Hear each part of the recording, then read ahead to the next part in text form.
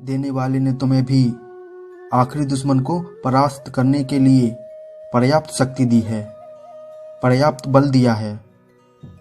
तुम्हारे भी तर्कस में एक वो शक्ति है जो तुम्हारे सबसे बड़े शत्रु को संहार सकती है, लेकिन तुम अपने तर्कस के तीर को गलत जगह चला देते हो। दुश्मनों के प्यादे और गुर्गों और छोटे छोटे लोगों से उलझने में बर्बाद कर देते हो। उसका नतीजा ये होगा कि जब असली दुश्मन तुम्हारे सामने आएगा, तब तुम्हारे पास उसका सामना करने के लिए कोई बल, कोई सामर्थ्य, कोई अस्त्र नहीं होगा। फिर तुम हारते हो और बहुत बुरी तरह हारते हो। तुम्हारी सारी हारें हैं ही इसलिए क्योंकि तुम्हें जो ताकत मिली थी वो तुमने प्यादों पर बर्बाद कर दी। प्यादों से मत उलझो। सोचो कितना क्रोध आ रहा होगा हमारे नायक को जब वो पिट रहा होगा। गहन इच्छा तो उसे भी उठती होगी ना कि ये मुझे इतना मार रहे हैं, क्यों ना अभी रिवॉल्वर निकाल ही दूं और गोली चला ही दूं। उसको भी तो उत्तेजना, ताप, क्रोध आता होगा ना बदला लेने का। उसका भी तो जी करता होगा। पर यह होता है इंद्रजीत।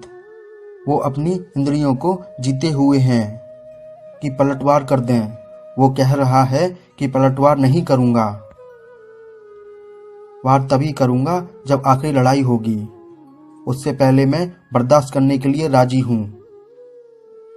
तुम छोटी छोटी बात में वार कर देते हो, हाथ चला देते हो, बहस कर लेते हो। तुम्हारा रिवॉल्वर तो कब का खाली हो चुका। अब जब शैतान सामने आएगा तो कैसे लड़ोगे। और शैतान अट्टहास करेगा। वो कहेगा, ये देखो मेरे 2 कौड़ी के सिपाहियों के ही सामने तुम अपनी सारी ऊर्जा चुका आए हो।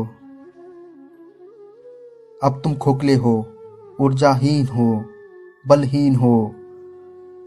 मेरा सामना करने के लिए तुम्हारे पास अब कुछ नहीं बचा। आध्यात्म में संयम का विशेष महत्व है और आध्यात्म में सूरमाओं का भी विशेष महत्व है।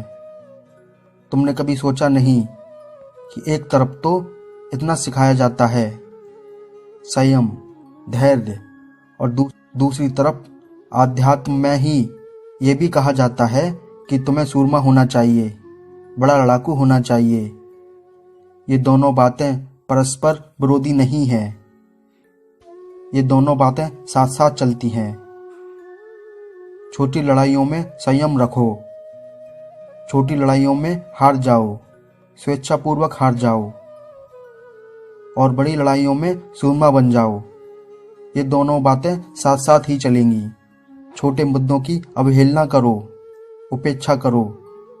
छोटी चीजों के प्रति उदासीन हो जाओ, और जब बात आए बड़े की तो प्रण प्राण से जूझ जाओ। कह दो, अब यहाँ जान भी जाती हो तो जाए। इस मुद्दे पर तो हम पीछे नहीं हटेंगे। ये हुई तुम्हारी सूरमाई। जिसमें संयम है वही सूरमा हो सकता है। जिसमें छोटी बातों को अनदेखा करने का, अनसुना करने का संयम है, वही बड़े युद्धों में सूरमा हो सकता है। संयमी ही सूरमा। और जिसने अपनी सूरमाई गुर्गों के सामने दिखा दी, वो असली लड़ाई में बहुत पिटेगा। सारी तो तुम्हारी ताकत केले वालों से उलझने में निकल जाती है। अब जिंदगी की असली चुनौतियों का कैसे सामना करोगे। दिन भर उलझे ही रहते हो। काम वाली बाई से उलझ गए, पार्किंग में किसी से उलझ गए, दुकान में किसी से उलझ गए, दफ्तर में किसी से उलझ गए। चले आ रहे थे, किसी ने कौनी मारी, मुद्दा खड़ा कर दिया। कोई अपना कुत्ता घुमा रहा है, उसका कुत्ता तुम पर भौंक गया, तुम FIR करने पहुंच गए। दिन भर तो तुम खुद को बर्बाद कर रहे हो इन तुच्छी चीजों में। अब बताओ असली लड़ाई कैसे लड़ोगे। असली लड़ाई लड़ सको, इसके लिए अपने बल की जरा कद्र करो, सम्मान करो, अपने बल का संचय करो। असली लड़ाई लड़ सकने के लिए अपने बल की संचय साधना को ही ब्रह्मचर्य कहते हैं। बात आ रही है समझ में? छोटे छोटे मुद्दों में उलझेंगे नहीं। छोटी छोटी जगहों पर अपनी ऊर्जा को बिखरने से, खंडित होने से बचाएंगे, ताकि जीवन के बड़े लक्ष्यों में फिर उसका सदुपयोग हो सके। यही ब्रह्मचर्य है, जिसमें छोटी बातों को अनदेखा करने का, अनसुना करने का संयम है। वही बड़े युद्धों में सूरमा हो सकता है। संयमी ही सूरमा।